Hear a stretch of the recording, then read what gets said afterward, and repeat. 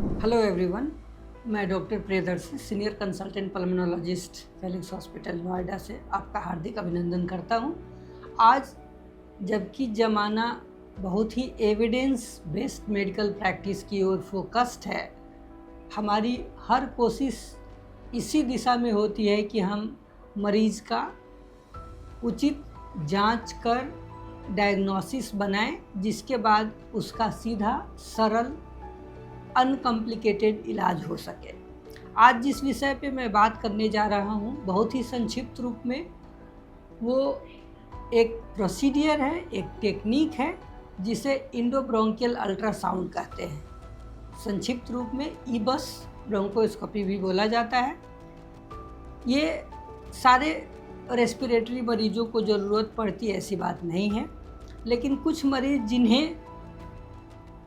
जिनके फेफड़े में सस्पिशन है गांठ होने का, कैंसर होने का, सार्कोइडोसिस या उसके मेडियास्टिनल लिम्फ नोड्स बढ़े हैं, लिम्फोमाज होने का रिस्क है, ऐसा उनके सीटी स्कैन पे या पेट से उनके चिकित्सक जो कि ऑन्कोलॉजिस्ट या फिजिशियन हो सकते हैं, उन्हें इस टेस्ट की रिक्वायरमेंट होती है, जिसके लिए अमूमन वो रेफ़र करते हैं एक पल्मोनोलॉजिस्ट को।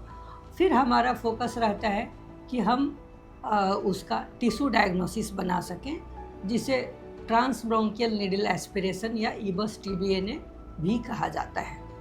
प्रक्रिया संक्षिप्त रूप में ऐसे होता है कि हमें इसमें जो ब्रोंकोस्कोप है वो मुंह के द्वारा अंदर ले जाया जाता है।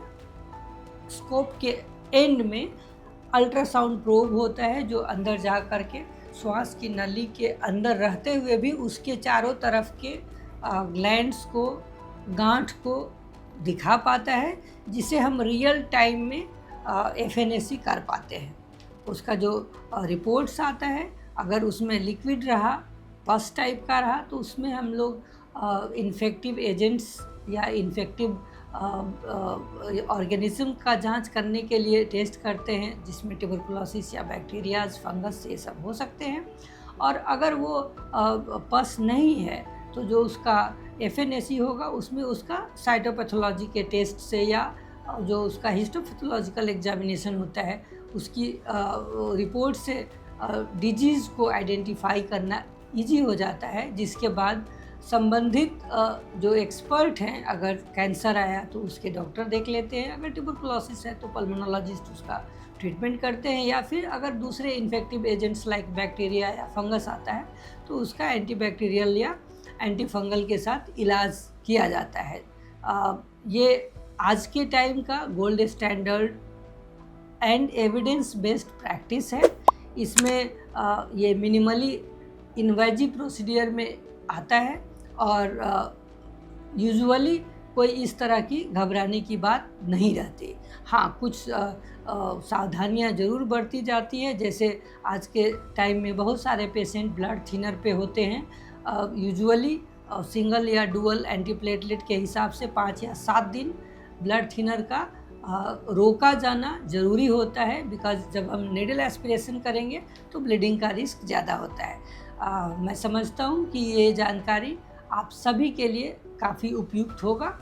बाकी कुछ ज़रूरत पड़ने पे तो हम हैं ही। धन्यवाद।